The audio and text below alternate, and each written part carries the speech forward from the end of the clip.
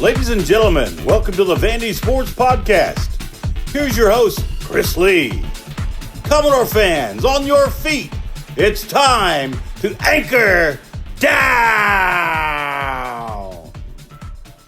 Welcome to the Vandy Sports Podcast presented by Dr. Jody Jones, DDS. We're part of the 440 Sports Network. I'm your host, Chris Lee. Our guest today, Will Perdue. We'll be talking about Vanderbilt's win over Northern Illinois and look ahead some to the game with Alabama. Will appears on the guest line. That's presented by Michael Kendrick of the Kendrick Group. Michael is a local carpenter and lifelong Vandy fan. He builds bookshelves, cabinets, picture frames, furniture, and made-to-order items, including a display case for my prized Dale Murphy jersey. I've seen Michael's work. He's a true craftsman. If you're in the market for custom woodwork, give Michael a call at 615-830-9458. Our news is presented by Steaks. There's some big games coming up in the SEC this week. To add some excitement to that, we went ahead and made some predictions in the Steaks app.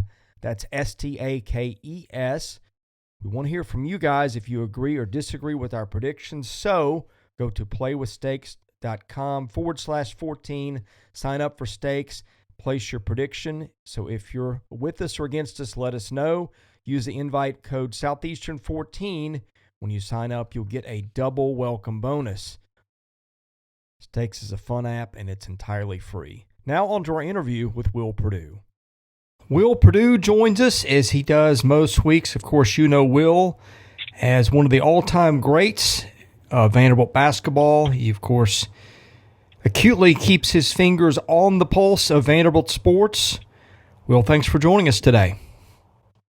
Well, Chris, I appreciate you having me, and it's always good to do a podcast after a win, isn't it? Yeah, and three of them now in 4 games, which is 2 more than Vanderbilt won, one more than it won the previous 2 years combined. And I will continue to make this statement that, and you can correct me if I'm wrong, I do feel like that Vanderbilt will win an SEC game this year. I know that we are all targeting either Missouri or South Carolina, but maybe there's another surprise there. But if we happen to do that, that's one more than they've won in the last 2 years, is it not? That is correct. There's a 21-game SEC losing streak. The last time Vanderbilt won an SEC game was that crazy game against Missouri here, where Mo Hassan had his shining moment of glory and was never heard from again. Well, the good thing is I brought that up. I've now tripled down. I think I've mentioned that in almost every podcast, that I do feel like that Clark and this team will get an SEC win this year, and I'm going to stick by that. Even more so now, quite honestly, that from what we've seen from A.J. Swann in the last game and a half. Yeah. I'm with you, I think, and I didn't think I'd be with you, but I think they got a shot to get either Missouri, South Carolina, or surprisingly Florida. Florida, until Anthony Richardson proves he can throw consistently, I think that game is perhaps winnable in Nashville. There's a long time to go between now and there, and Florida's got enough talent that this could look stupid later, but as we sit here on the morning of September the 21st, with Florida just having really, frankly, could have lost a game to a bad South Florida team. Had South Florida been able to snap and hold a ball, could have lost that game. I think that game looks a lot more winnable than we would have thought even a couple of weeks ago. Yeah. So, and there's a possibility. I know this is really pushing the envelope, but if they can make it out of the Alabama games somewhat healthy with a week off against an Ole Miss team that, quite honestly, I think is going to be overlooking them, I'm sure the coaching staff will tell them no, but you know how kids are. So that's the thing. I mean, I think, listen, we don't want to sit here and talk about ifs and buts. But let's agree that we're in a much better spot now than we were this time last year. This team is much better. And, the goal of bringing Clark in to change the culture, but also to get us back to our winning days, is on the right track. So you're saying there's a chance? There's a chance, baby. So, but I know that we need to start off by going back and talking about the press conference in Northern Illinois before we even touch on the possibility of talking about Alabama. Yes, and with that, your thoughts on the game and your thoughts on the press conference, because I know you watch those with great interest and have thoughts based on what is said or not said. So fire away, my man. Let's hear what you got. Well, I think the first thing we need to do is we need to start thinking about the things that the coaching staff is actually doing right. Okay? And what I mean by that was, and I know it's more significant in this Northern game than in the Hawaii game. Think about how this team has played in second halves. Now, as soon as I say that, I have to say, okay, remove the Elon game from the equation. I think some mental fatigue set in. I think that those guys played the score. But think about how much better the defense played in the second half against Hawaii and the second half against Northern. Got in the locker room, made some changes, and I think Clark addressed that in the press conference in regards to, the players really buying in, the players listening, the players executing. And I think that's a really good sign. And I think that that's where we can't just continue to talk about the players, but we also need to give the coaches credit when credit is due. And I think that, that is the case in the sense of how the defense has been able to make the necessary changes, how those changes have actually impacted the game and helped them win. And I think that, that needs to continue as we move through now. I know I just mentioned Ole Miss, but, the next three games, Alabama, Ole Miss, Georgia, we're going to have to really sit here and talk about how we want to judge those games. And we'll get to that in a second. But I think that the Northern game was a perfect example of what A.J. Swann provides, what he does for that offense, and quite honestly, what he provides in a sense of a recruiting aspect of how you can, in my opinion, take these games now or all these quarters that he's played. And when you're finding a 4-star, 5-star receiver, send him some of that tape of watch this throw of this guy going from right to left with his right arm throwing across the body and being able to put a ball on a dime, on point, score a touchdown. I think now, that totally changes the offense. It really opens things up, and it makes things difficult for defenses to really try to predict what's going to happen offensively, because now with him back there, it really opens up the offense and allows the offensive coordinator to really almost try anything and everything. Yeah, I mean, it's A.J. Swann playing like this is a game changer for the offense. It's a game changer for the program. Now, of course, the thing lurking in the background always is the transfer portal, and you can be sure that there will be some, I don't know, power of suggestion or however you want to put it. Plenty of that thrown A.J. Swann's way in the offseason, because I think people now, regardless of the way the rest of the season goes, unless it's some disaster, you see the kind of ability that kid's got. No, you really do, and I understand what you're saying in the transfer portal, but I think we're at a position now that I know people that aren't fans of Vanderbilt or people that don't get a chance to watch them are going to make that claim that, he'd be better off jumping in the transfer portal and going somewhere else. I disagree, because the one thing that we're going to do moving forward this season, next season, the offense is now going to be built around him. The offense prior to this was built around the running game. And you would throw enough, or the threat of throwing, to kind of open up some of the running lanes, the gaps for, the running backs. But I think now you can flip the script and say, now we're going to run the ball to keep the defense honest. But as soon as they start to jump or predict, or as you heard Clark talk about break containment, then rifle of an arm that can fit the ball in a seam, a guy that can throw over the top, a guy that's got great touch, then they're going to make you pay. So now they can make you pay with the running game because of the efficiency of the running backs and the power that they have in the backfield. But now you have a guy that has an arm that can make you pay if you're not disciplined defensively. And I think that that's something that will continue to only get better. And that's what I mean by,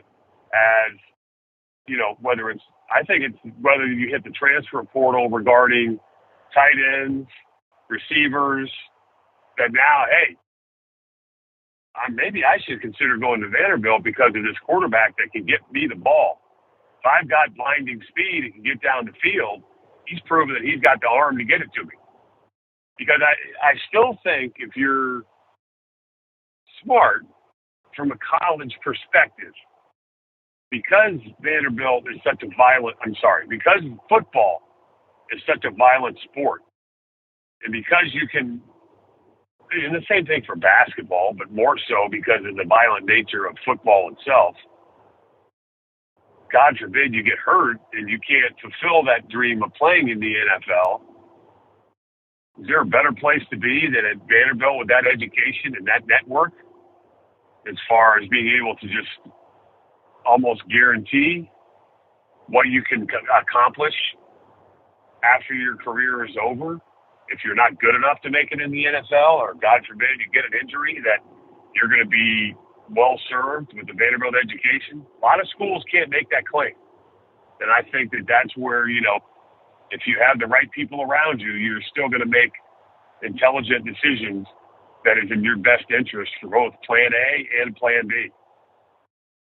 Well, speaking of health, the offensive line's keeping quarterbacks a lot healthier than I think we anticipated. Now, that is about to get severely tested the next 3 games with 3 teams that can really get after the passer. That's the key. Yeah. I think, Chris, you're exactly right. Because you go in and you ask yourself, what different aspects is the coaching staff focusing on? What different aspects is the coaching staff looking for improvement? You can easily say, well, everywhere. So now you got to ask yourself, okay, we're going into Alabama. We're talking about Ole Miss. We're talking about Georgia. We come out of those next 3 games, also throwing an off week. So can we come out of these next 4 weeks with a healthy A.J. Swann, with healthy running backs, and no significant injuries? And I think that's the biggest question, and that comes to, okay, what kind of blocking schemes can we set up to where, and no disrespect to the offensive line, I'm not trying to be disrespectful, but I think we just need to look at the quality of opponent, the NFL caliber players that these guys are about to face. And, the blocking schemes that not only we're throwing in there with the offensive line, but also the running backs that he's going to have to pull in maybe out of the slot just to give him time.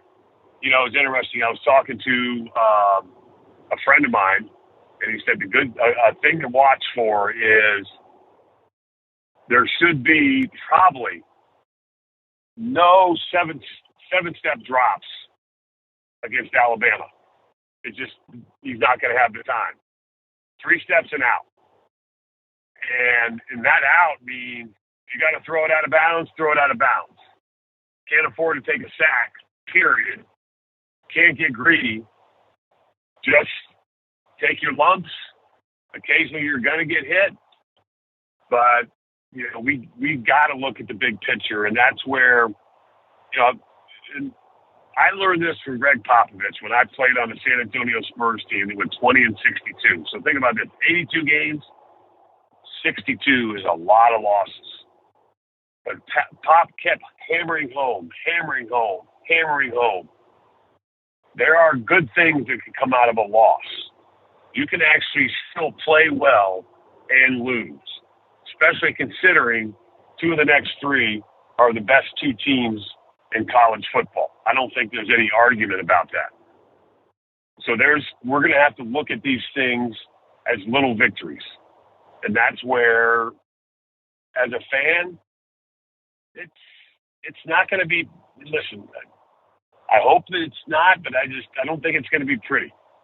But yet, you got to look at it through some rose-colored glasses on, against such good competition, where are areas, and this will be where these Tuesday press conferences will be very interesting to see after the coaches have really broken down the film, where do they think that this team made progress? Not on the scoreboard, not in point differential, but where did this team make progress from one week to the next, regardless of the opponent? And I think that's where, going back to this press conference on Tuesday, that he kept saying and hammering home the idea of this is about us. It's not about our opponent. This is about us. It's not about our opponent, because he knows what's coming.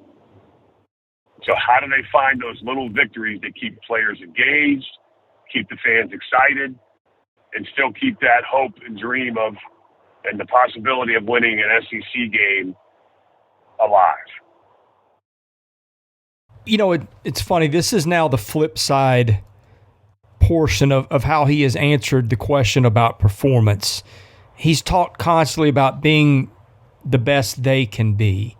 And of course, the subject of matchups against Alabama and expectations are going to come up. And if you come out and say, we expect to beat Alabama, then that's suddenly, material across the country for everybody to laugh at, right? If you come out and say, we got no chance against Alabama and we just hope to keep it close, you got a whole other set of problems. I think the way that he has handled this, talking about, our best performance, this is when that talk is really ideal, because they're going to be heavy underdogs in the next 3 games. And by the way, Ole Miss has got a really good defense too. Ole Miss has allowed 4.3 points a game. So that's another one that's 4.34. 4.3. Yes. Okay. Yes. So that's another defense. Shut out Georgia Tech last weekend on the road. That's 3 elite defenses in a row. Oh, yeah, and that's where, a lot of pressure is on this offensive line. A lot of pressure is on, the offensive coordinator, the quarterback's coach.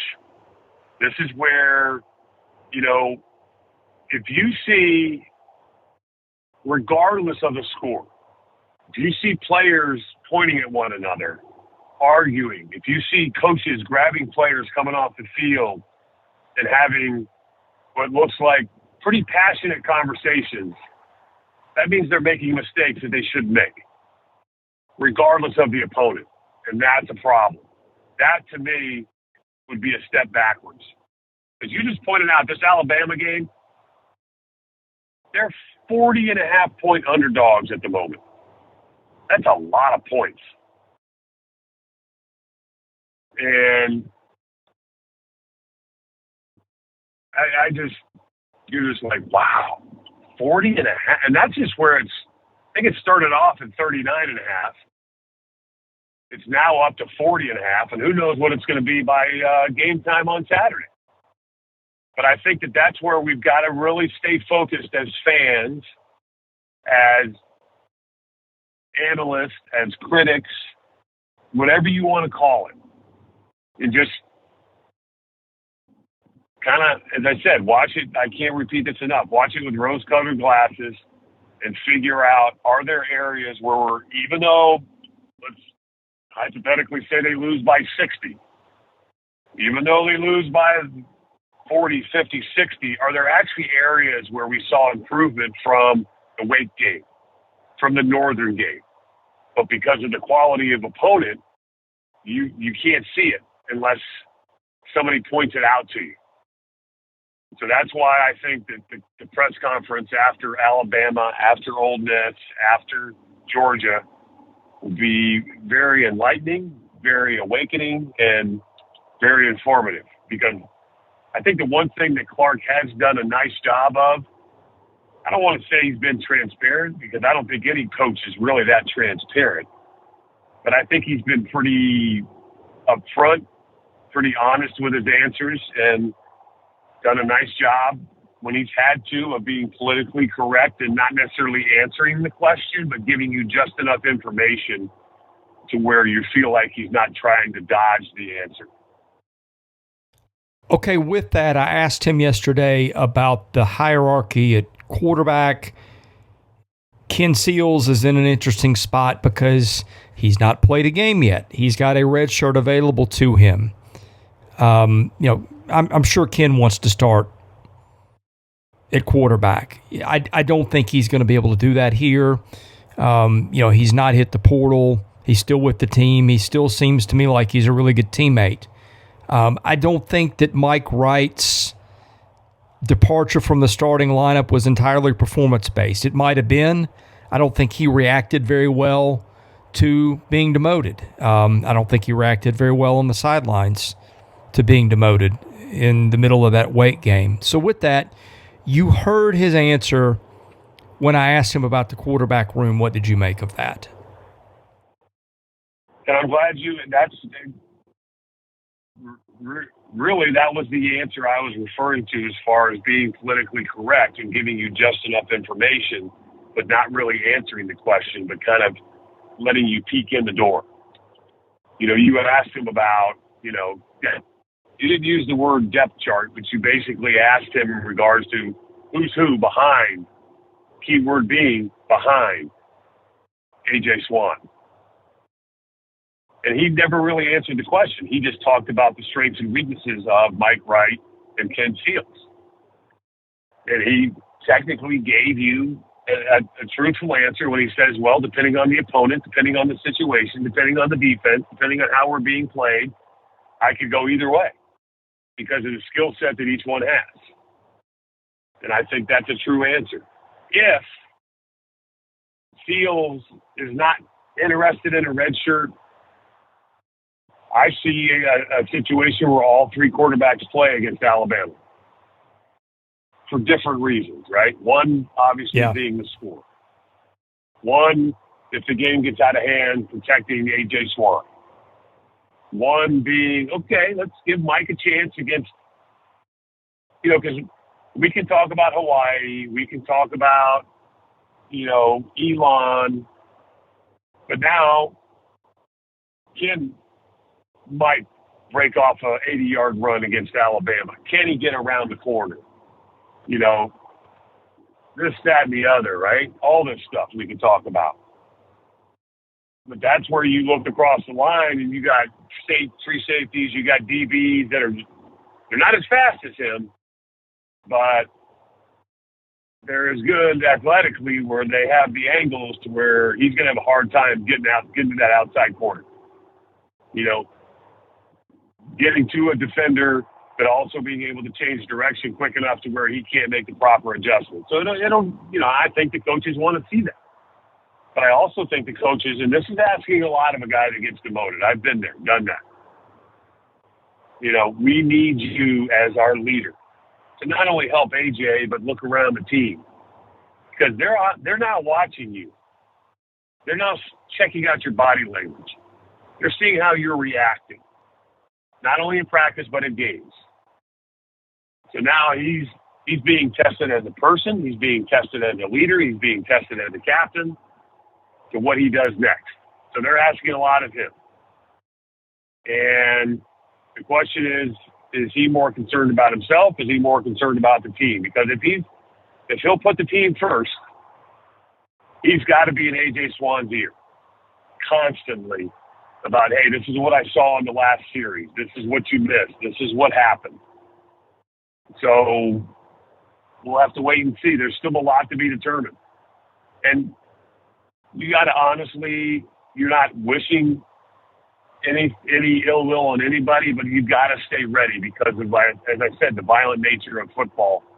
You've got to think that there may be some times where AJ's going to get dinged, or there's a possibility that they may want to hold him out for whatever reason for a set of plays or a half or something. And if he hasn't been fully engaged in practice, hasn't put in the time, isn't prepared, he'll get exposed. And you don't want that to happen, and that's on him. So there's still a lot of unknowns in the season moving forward, and there's still a lot of people watching a lot of different things moving forward. All right, so now. This season of the Vandy Sports Podcast has been made possible by my friend Dr. Jody Jones, DDS. When it comes to general or cosmetic dentistry services, Jody is the best in Nashville. Just check out his client list. It testifies to that. He sees movie stars, music stars, athletes, coaches, you name it. Jody is the dentist of choice for stars in Nashville, but he sees regular folks like you and I as well. What people love about Jody's office is the ambiance. It's relaxing. It's friendly. Someone described it to me as a tooth spa. Whether your needs are general or cosmetic, go see Jody today. Call him 615-270-2322. See him at 55 Music Square East, not far from downtown or the Vanderbilt campus. Jody is a former Vanderbilt football player and a huge Commodore booster, so go and talk Vandy sports with him while you're there. Go see Jody Jones today. Thank him for his support of this podcast, because without it, this season would not be possible. Let me just back up for 1 second. I unfortunately was not able to go to the Northern game as I had planned, because at my age, I'm starting to realize that I can't necessarily do two things at once. No, wait, that begs a question. Were you able to do two things at once before you got this old? Well, I always felt that I could. I told myself I could. How productive I was is a different story. But that's a conversation for another day. But just so everybody knows, the reason why I was not there, I felt like I did a good job of getting the ball rolling. I felt like Kirk Williams and Greg Smith did a nice job of picking up, gave me a wonderful assist, and they ended up tailgating before the game and had quite a good turnout from not only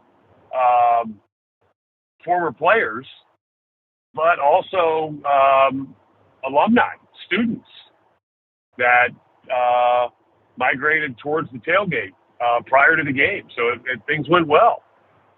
But the reason why I was not in DeKalb was because I was in Atlanta with Barry Goheen, Steve Reese, Barry Booker, and Charlie Dollin. Now, Charlie Dollin may not be a name that people recognize unless you're a former student, but Charlie was the manager of that particular era basketball team. And every year, with Barry Goheen being the president of the Atlanta Tip-Off Club is who presents and sponsors the Naismith Trophy for the college male and female player of the year in basketball, along with the high school male and female player of the year. So every year they have their big fundraiser is obviously a golf outing in September in Atlanta. And we've been doing this now for 11 years. And we get together, we have a good time, squeeze in an extra round of golf or two, have a couple dinners, watch college football on Saturdays, NFL on Sundays, the official dinner, the silent auction. And we were gathered as a whole and watched the game prior to church in the first half. And then we came back from church and had dinner and tried not to watch the game, and then watched the second half off the DVR in Goheen's movie room. But we're quite thrilled of the adjustments and the fact that we were able to, as they say, stay the course and win the game. So that's why I was not in DeKalb. That's why you didn't see me on TV. That's why, I couldn't make it. So, but I was still with the Vandy faithful watching the game from afar. Are you ready for the mailbag? Yes, sir. The mailbag is sponsored by Sutherland and Belk, a family-owned injury law firm. If you or a loved one has been hurt in an accident, give Taylor or Russell a call. That number 615-846-6200. See what your rights are and if they can help. All right, we got a bunch of questions here. I don't think I can get to them all. I'm going to combine two into one. These from Godors 94 and Ingold. What is the best case scenario in Tuscaloosa, and what do we want to see against Alabama to continue to show progress?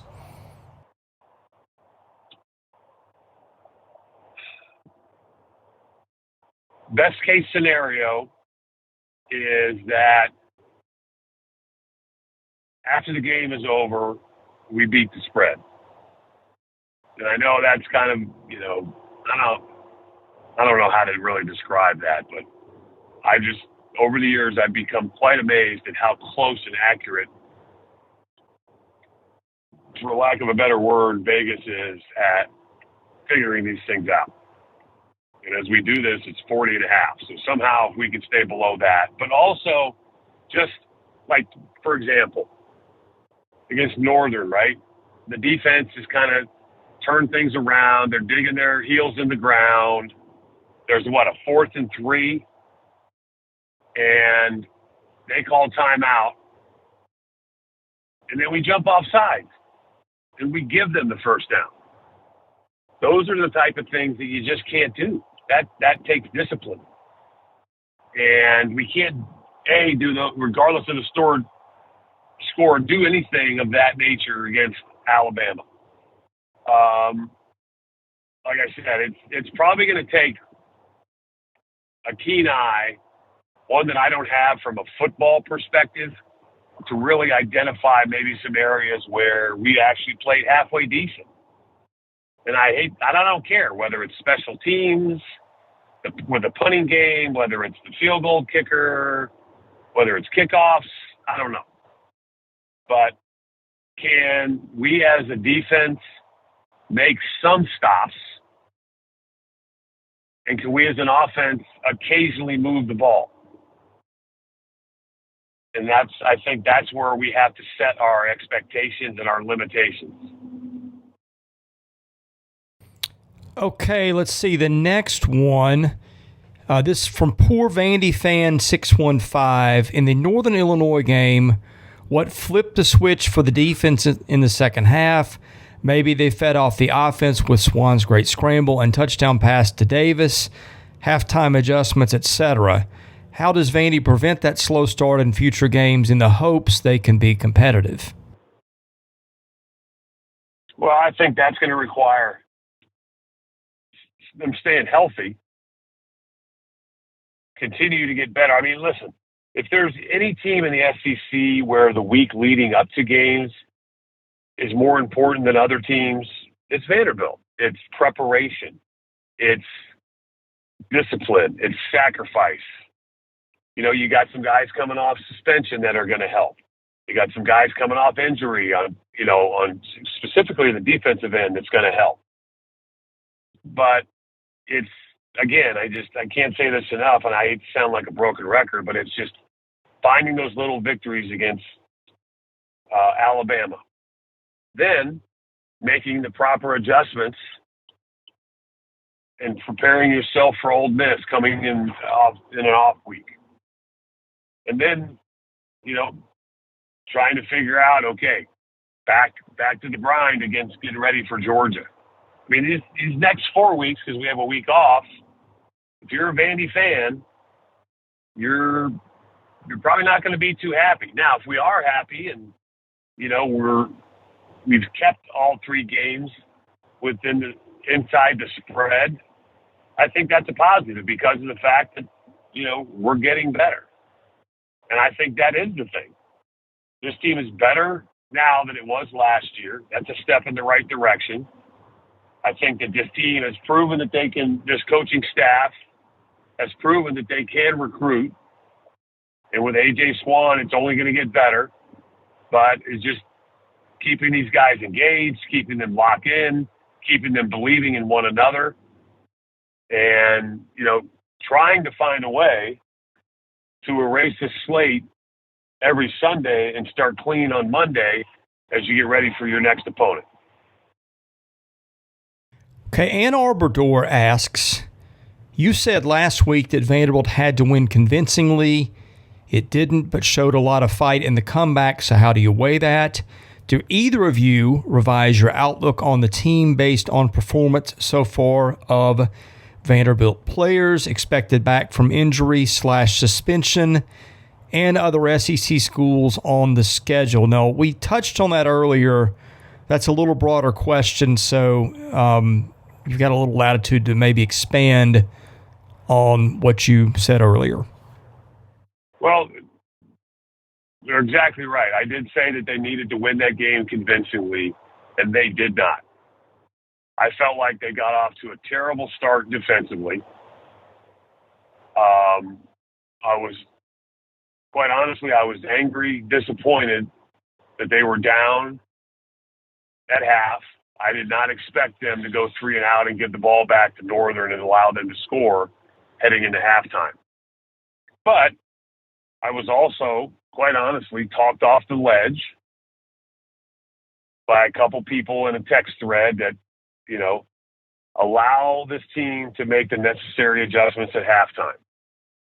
And they did just that. So, that kind of pulled me in off the ledge and I jumped back in the window. But it still, in my opinion, was not convincing like I had hoped. And that's where I talk about, it was interesting to listen to Clark talk about in his opening statement at the press conference about how pleased he was with the guys, eyes front and center, and at halftime, not shaking their head, not down, acknowledging that, hey, we're better than this team. We can't get frustrated, make the necessary adjustments. We're okay. We're not where we should be. We're not where we wanted to be at halftime. But put that behind you, learn from your mistakes. And I think this was a true learn from your mistakes, especially what you've done in the first half, and don't do them in the second half. And I think that's where, you got to be, as a fan, you got to be pleased that they made those corrections. We didn't see that in years past. And was I thrilled about the win? No. Was I happy they won? Yes. But it also, I think, was an indication that there's still a long way to go. And unfortunately, it's Alabama, it's Ole Miss, it's Georgia. Yeah, I was asked the question too.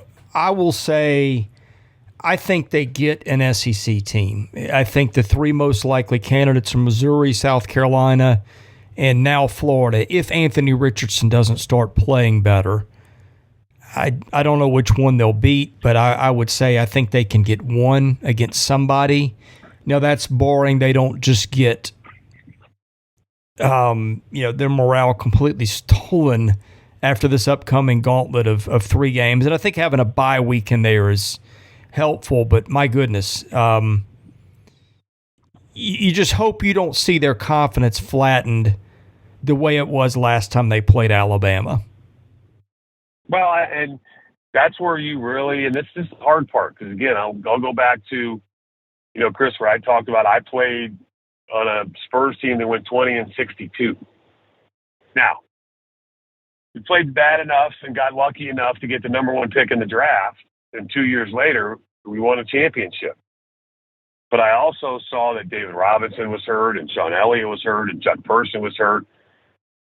But I did not measure myself or measure my teammates on whether we won or lost the game. I measured it on how we played, because there were a lot of games that, 6 minutes, 5 minutes, 4 minutes to go in the fourth quarter, we're still within striking distance. We were not winning, but we're only down single digits. That, in a sense, was a moral victory. And then they just, they tightened down the screws, and they beat us eventually by 12, 14, 16. So if you just saw the score, you're like, it wasn't a game. But yet, during free throws, when you're standing at the line and players have a tendency to talk, your opponent's talking about how hard you're playing, how difficult you made the game that night. You guys actually made us earn this. We thought we were going to roll in here. This game was going to be over at halftime, and then, we were going to get a break. But the starters are mad at the second team guys because they couldn't maintain a lead, and the starters had to go back in, and they thought they were going to maybe play, 20 minutes instead of 38 or 40. We didn't allow that. So, that's kind of what I mean by moral victories, little victories. And then Greg Popovich would come in the locker room and talk about, okay, this is what we did wrong, but guys, let's start focusing on what we're doing right, and we're getting better. And that's the thing, I think, that Clark has developed that relationship with this team, that when he looks these guys in the eye after a pretty bad loss and tells them that they're getting better and what they're doing right, they're not going to be looking at him and go, he's just trying to pump us up. I think they're going to believe it. They're going to buy into it, because he's also going to tell them what they did wrong and the corrections they need to make. And then when they watch film, they're also going to see it. And it's going to be, it's going to be a vivid reminder of, one, how much better these players need to get, how much harder they need to practice, spend time in the weight room, continue to progress, but also with the reminder of the coaching staff, they got to get better recruits in there to be able to not necessarily beat Alabama, but be able to compete with Alabama.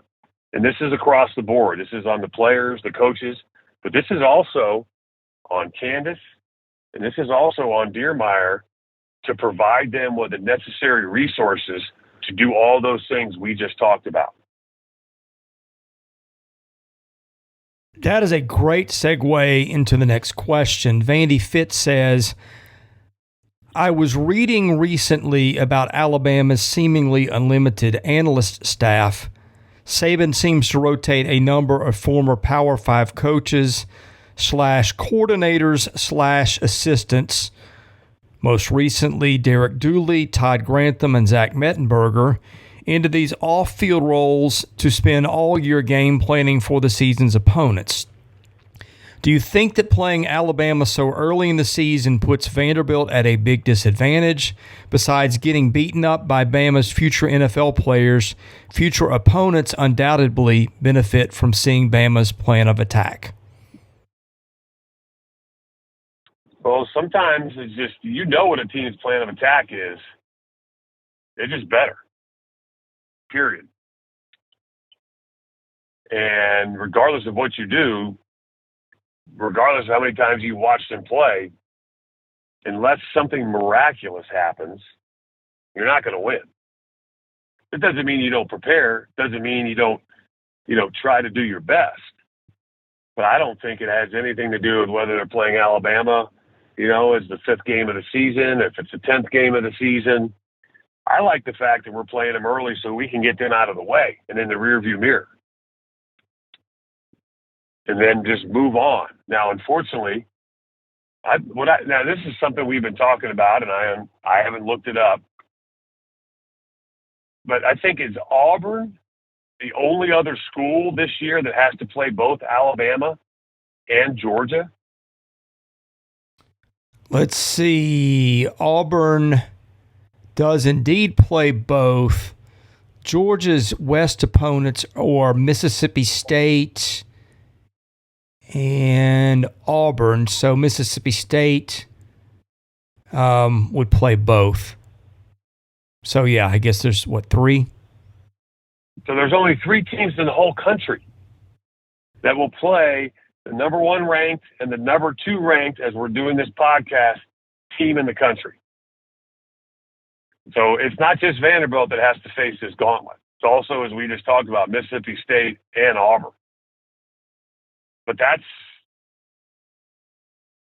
the rules you got to live by being a member of the SEC. And every coach knows that. And you know that before you take that job, that this could happen in any given year.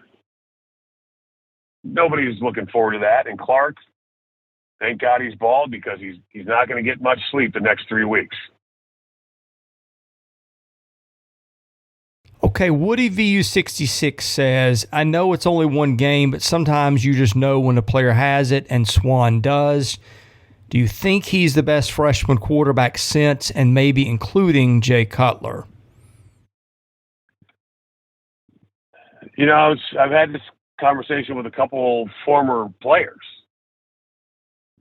and that seems to be the consensus, quite honestly, that, you know, because of his arm strength, and I continue to now applaud his, in my opinion, command of the huddle.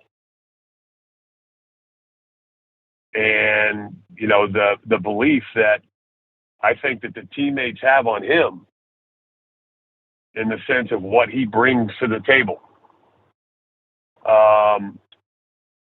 So I guess really the answer to that is, at the moment, the little bit of what we've seen, the answer to me is yes. The former players that I've talked about, the answer is, you know, wholeheartedly yes. And that's the other thing that I think that we're not talking about is the importance of the quarterback position and the hope that that gives alumni, former players, the excitement that now A.J. Swann has not only brought to this team, but to former players of Vanderbilt teams of the past.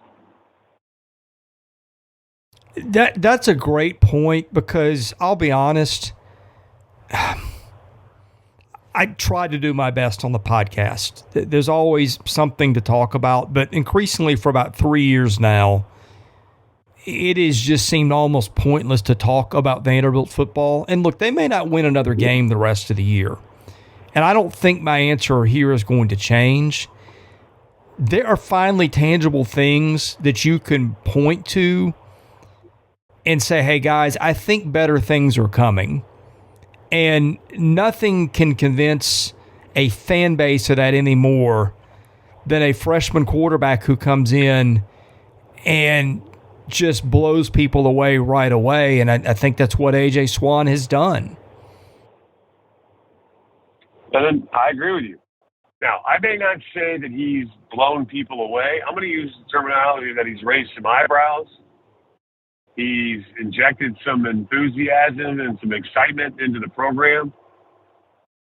And, you know, I think that sells tickets. That right there is what they call hope. And that sells tickets. And we're honestly talking about the possibility of them, if they stay healthy, if they can get through these next 3 weeks fairly healthy, of winning an SEC game because of how it opens up the offense, how it energizes the defense. And when have we had not only that discussion, but had that feeling that that's a possibility? So, you know, I think that's, to me, that's awesome. I mean, I know that there's still a lot of work to be done. Let's not get past that point. You know, I want to keep harping on that. But, you know, you feel like the bus is pointed forward, it's headed in the right direction. And as they make stops throughout the countryside, people are now getting on the bus instead of just waving at the driver and being like, no, we're good. No need. Keep on going. All right, last one. This is from Bear80. Give us your memories of Banditos. For those unaware, a bar across the street from Towers in the mid to late 80s. This will be good, I bet. Yes. So and I'll expand on that, okay?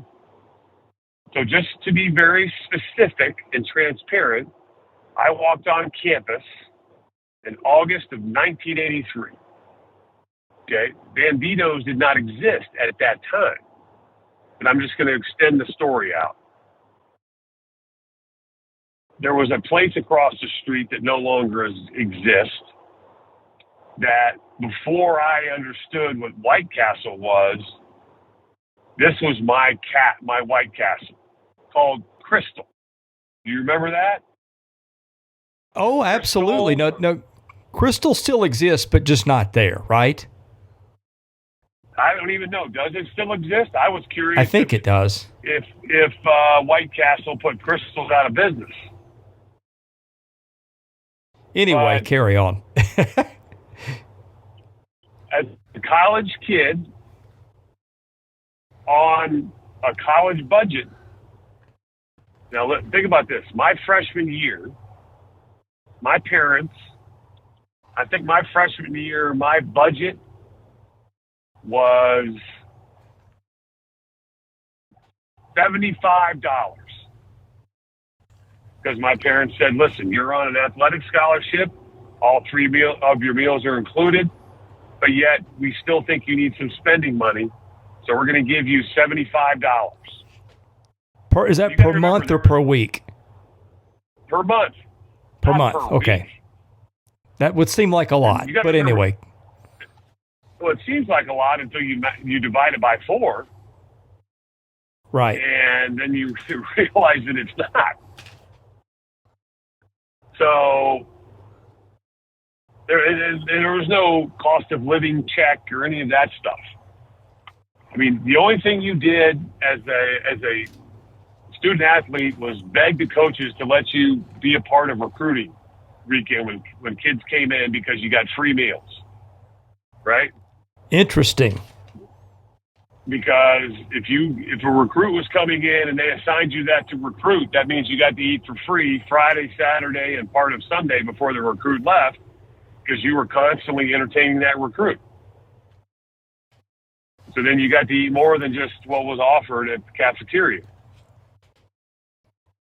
But you got off base a little bit. But occasionally on a weekend, if, you went to a fraternity party or, you're coming back from the library late in the evening and you're still a little hungry and all the cafeterias are closed, and there was no, hey, fill your pockets up on your way back to your room. It was, what are you doing?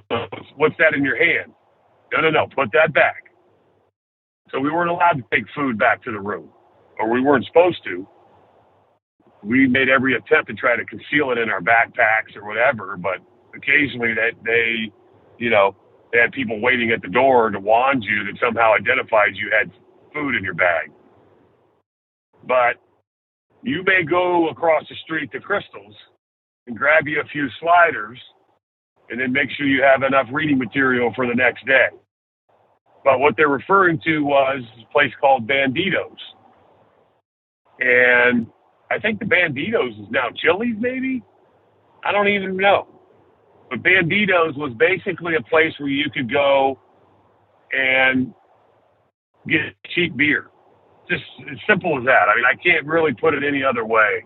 Try to build it up than anything less than it was. Banditos basically was a dive bar that invested no money on the interior. The food was average at best.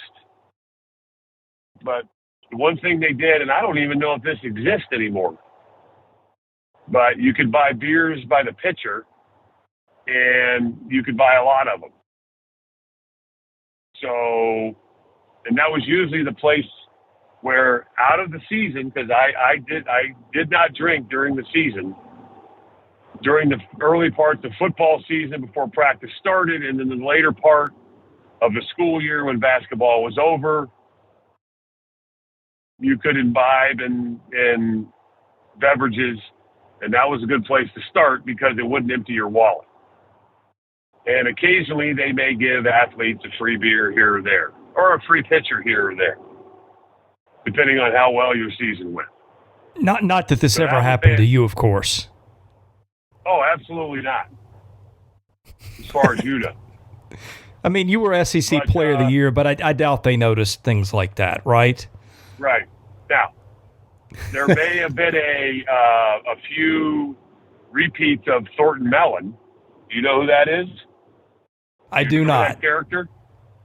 No, sorry. There was a movie called Back to School.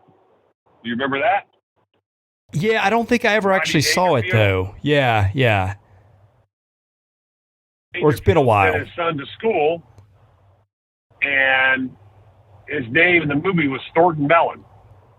And he eventually was trying to help his son graduate by buying his grades, and his son didn't like it, and his son was just the opposite of Thornton Mellon. And eventually he decided that he was going to go back to school. So, here we are, wild parties, all this stuff. And of course he walked into a place and he goes, "Hey, now what I want you to do is I want you to bring a pitcher every 2 minutes until somebody barfs. And then once somebody barfs, then bring a pitcher every 5 minutes." And so it was kind of like he was always the life of the party. He obviously was, had a successful business, but he never went to college. So he decided to prove to his son he's going back to college, blah, blah, blah. But that was one of the scenes from Back to School.